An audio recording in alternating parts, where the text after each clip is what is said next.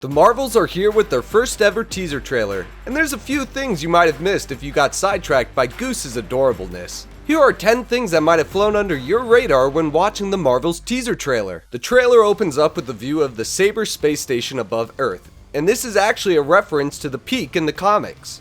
The Peak is a space station created by S.A.B.E.R that orbited Earth to deal with extraterrestrial activity. Agent Abigail Brand worked with Nick Fury here to monitor mutants in an isolated location. This whole concept is interesting because S.A.B.E.R was teased in the post-credit scenes of Far From Home, but this is an entirely different space station that Nick Fury is on.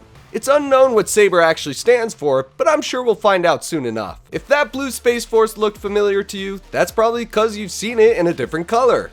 In WandaVision, Wanda's Hex looked very similar to the cosmic entity Monica is interacting with in the trailer, with the textural and hexagonal aspects barely visible on it. This seems to have a connection to how the three heroes in the film will have their powers intertwined, but it is still unknown as to what the blue Hex actually is or where it came from. All I know is that Monica has a thing for going through crazy radiated hexes. This little detail is one of my favorite aspects of this teaser, and I had to watch it a few times in order to see it. When Nick Fury is confused as to why Kamala Khan is in Monica's spacesuit, you can see two items on his desk. One is the pager that Captain Marvel gave him back in the first film whenever a threat arrives on Earth. We first saw this pager at the end of Infinity War when Nick Fury quickly uses it before getting blipped. The other item seems to be a small glass jar with an eye in it.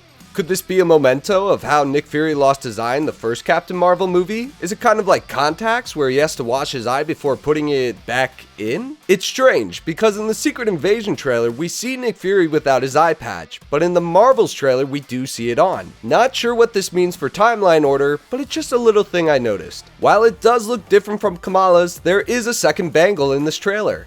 You can see it on Zawe Ashton's character a few times throughout the teaser. There's some speculation as to whether or not the Bangles and even Shang-Chi's rings are very old Kree creations, hence why Ashton has access to one Bangle. This is a huge development nonetheless, since we will probably see Kamala or even Ashton's character wear both of the Bangles at once. We already know what one Bangle can do, but two? That's a whole new ballgame. Speaking of Zawe Ashton, it appears that she might be a successor of Ronan the Accuser.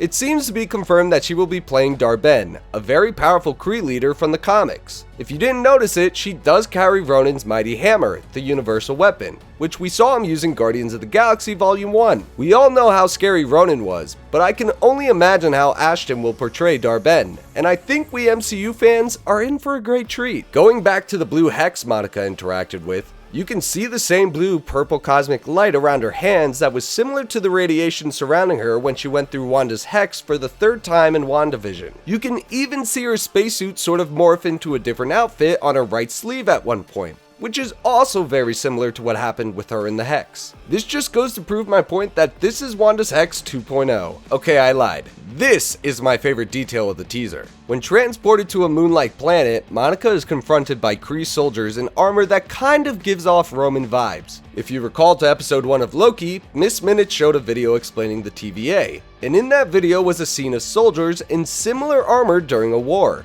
It's possible that these soldiers are on a moon fighting a war when Monica gets there, or perhaps it's just a fun Easter egg to give Miss Minutes some attention. When the Marvel Studios logo comes up during the trailer, it actually starts as Studios Marvel, then transforms into Marvel Studios through an animation that sort of looks like a mixture of Ms. Marvel's and Monica's powers. This is obviously a call to how the three heroes will be switching places throughout the film whenever they use their powers to a certain extent. This is another one I didn't notice right away, despite it being pretty noticeable. I think it's cool, clever, and simple, and that's how Studios Marvel, Marvel Studios should continue making their trailers. The Universal Neural Teleportation Network, or Jump Points, are making a return in the sequel. They have been around since the first Guardians of the Galaxy film, where they would jump through these hexagonal rifts in order to travel space in a faster manner. I'm not sure what it is with hexagons in the MCU, but they've been playing a huge role ever since these jump points came up. Looks like the Marvels are going to be exploring the galaxy quite a bit in this film if they're bringing these bad boys back. Last but not least, we got the 9 Inch Nails t-shirt seen on Monica Rambeau. This is a little callback to when Brie Larson's character wore it in the first movie, and it highlights the music that correlated with Carol and Maria Rambeau's relationship.